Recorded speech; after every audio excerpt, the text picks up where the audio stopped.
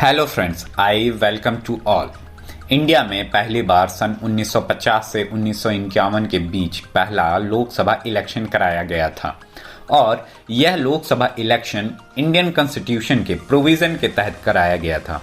तो उस टाइम पर जो दो बड़ी पार्टी थी वह थी पहला इंडियन नेशनल कांग्रेस और दूसरी थी सीपीआई मतलब कम्युनिस्ट पार्टी ऑफ इंडिया, जिसमें आईएनसी के लीडर थे जवाहरलाल नेहरू और वहीं दूसरी ओर कम्युनिस्ट पार्टी के लीडर थे ए गोपालन। उस समय यह लोकसभा इलेक्शन कराया गया था। उसमें इंडियन के 360 मिलियन लोगों में से करीब 170 मिलियन इंडियन वोट देने के लिए एलिजिबल पाए गए थे।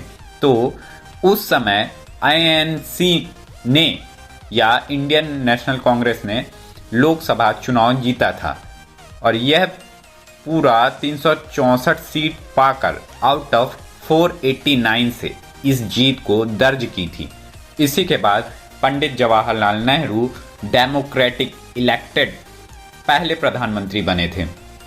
वन नेशन वन इलेक्शन की बात करने से पहले हमें इलेक्शन से जुड़ी कुछ इंपॉर्टेंट बातों को जानना बहुत ही इंपॉर्टेंट है, जैसे कि इंडिया में इलेक्शन सिस्टम आखिर कंडक्ट कैसे होते हैं और यह किन किन लेवल पे कराए जाते हैं।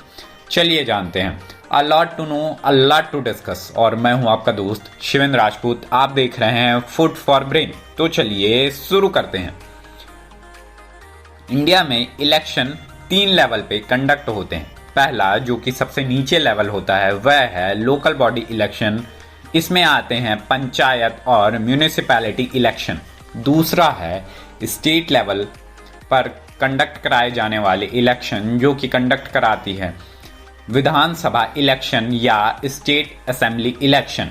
इसके बाद आता है सबसे ऊपर लेवल का इलेक्शन, जिसे हम लोकसभा इलेक्शन और नेशनल लेवल इलेक्शन भी कहते हैं। वन नेशन वन इलेक्शन चर्चा में इसलिए रहता है क्योंकि प्राइम मिनिस्टर नरेंद्र मोदी ने ऑल पार्टी मीट में इसका जिक्र किया था और कहा कि देश भर में एक सिंगल वोटर लिस्ट निकालनी चाहिए ताकि इंडिया के हित में काफ़ी क्वालिटी टाइम बचाया जा सके। प्राइम मिनिस्टर का कहना था कि इंडिया में लोकल बॉडी इलेक्शन जैसे पंचायत इलेक्शन, इसके बाद विधानसभा इलेक्शन और इसके बाद लोकसभा इलेक्शन, इन सभी के लिए एक सिंगल वोटर लिस्ट बनाया गया तो इससे समय की बचत होगी और डेवलपमेंट वर्क जो लगे हुए हैं देश में उनको भी ज़्यादा समय मिल पाएगा, जिससे समय का नुकसान कम होगा। इंडिया में इलेक्शन कराने की जिम्मेदारी और इसमें निगरानी रखने की जिम्मेदारी होती है इलेक्शन कमीशन ऑफ इंडिया, जिसे सन 1950 में सेटअप किया गया था। लोकल बॉडी इलेक्शन को कंडक्ट कराते हैं स्टेट इलेक्शन कमीशन, जो कि हर स्टेट की अलग अलग होती है। वहीं दूसरी ओर विधानसभा इलेक्शन और लोकसभा इलेक्शन, इन दोनों ही इलेक्शन कराने की जिम्मेदारी होती है इलेक्शन कमीशन ऑफ इंडिया के पास।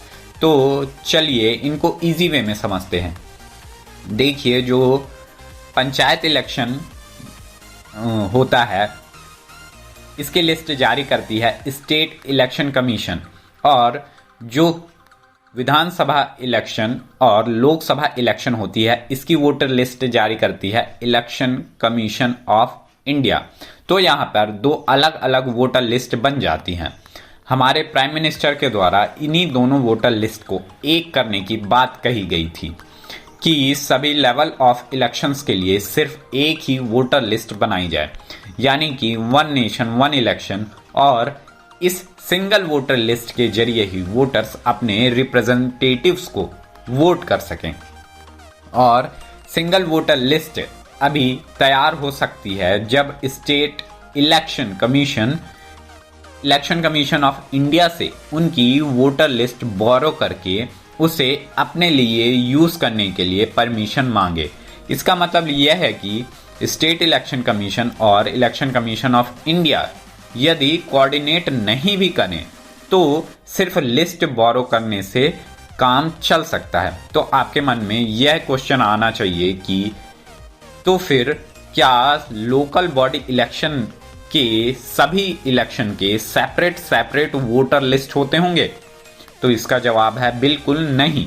अभी की सिचुएशन में यह बात करें तो यूपी, उड़ीसा, मध्य प्रदेश, उत्तराखंड, असम, केरला, अरुणाचल प्रदेश, नागालैंड और union territory Jammu and Kashmir को छोड़कर बाकी सभी state election commission of India की वोटर लिस्ट को बोरो करके उसको यूज़ करते हैं। इन राज्य को छोड़ के जितने भी राज्य हैं वो state election commission of India की जो वोटर लिस्ट है उसको बोरो करके अपने लिए यूज़ कर लेते हैं।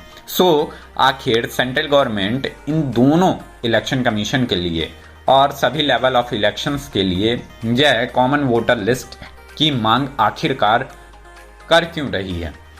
यह मांग इसलिए हो रही है क्योंकि बीजेपी ने पिछले साल या अपने इलेक्शन के टाइम पे, लोकसभा इलेक्शन के टाइम पर यह प्रॉमिस किया था कि इंडिया में एक सिंगल वोटर लिस्ट लाएंगे ताकि जो यह दोनों इलेक्शन कमीशन के पास अलग अलग वोटर लिस्ट के कारण इतना काम बढ़ जाता है वह काम कम हो सके और समय की बचत हो सके। यदि कॉमन वोटर लिस्ट बन जाती है तो इसके फायदे हैं, जैसे कि इसमें कम एफर्ट लगेगा और इसके साथ साथ कम एक्सपेंसिव भी होगा। तो आपके मन में यह सवाल भी उठता होगा कि क्या केवल यह बीजेपी गवर्नमेंट पहली गवर्नमेंट है जिसने वन नेशन वन इलेक्शन की बात की है? तो इसका जवाब है बिल्कुल भी नहीं।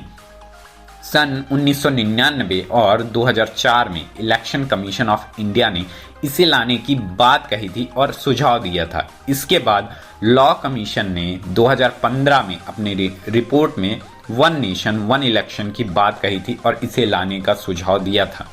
तो इतने बड़े चेंजिंग लाने के लिए कॉन्स्टिट्यूशन में क्या क्या चेंजेस करने पड़ेंगे? तो इसके लिए कॉन्स्टिट्यूशन में आर्टिकल 243 के और आर्टिकल 243 ZA को अमेंडमेंट करना पड़ेगा, जो कि लोकल बॉडी इलेक्शन के स्टेट इलेक्शन कमीशन द्वारा कंडक्ट कराने के बारे में बात करता है। इसके साथ साथ सेंट्रल गवर्नमेंट को स्टेट गवर्नमेंट को भी मनाना पड़ेगा कि वह अपने स्टेट के इलेक्शन कमीशन को इलेक्शन कमीशन ऑफ इंडिया की वोटर लिस्ट यूज करने की परमिशन दे। यदि यह सारी चीजें अप्रूव्ड हो जाती हैं और वन नेशन वन इलेक्शन की बात को मंजूरी दे दी जाती है तो समय की बहुत ज़्यादा बचत होगी। और पीएम या प्राइम मिनिस्टर मोदी ने भी यही कहा था कि इतने सारे इलेक्शन के टाइम के कारण ही बहुत सारे डेवलपमेंट प्रोजेक्ट डिले हो जाते हैं या फिर रुक जाते हैं। तो आपको क्या लगता है, यदि one nation one voter list को मंजूरी दे दी जाती है और एक सिंगल वोटर लिस्ट निकाली जाती है तो इससे सच में क्या इंडिया का समय बचेगा या नहीं बचेगा? चाहे जितने भी अटके हुए डेवलपमेंट्स प्रोजेक्ट हैं, क्या ये आगे बढ़ पाएंगे या ऐसे ही रहेंगे? आपको क्या लगता है कमेंट बॉक्स में जरूर बताएं। I really appreciate your time. At last but not the least, Shivendra Rajput signing out.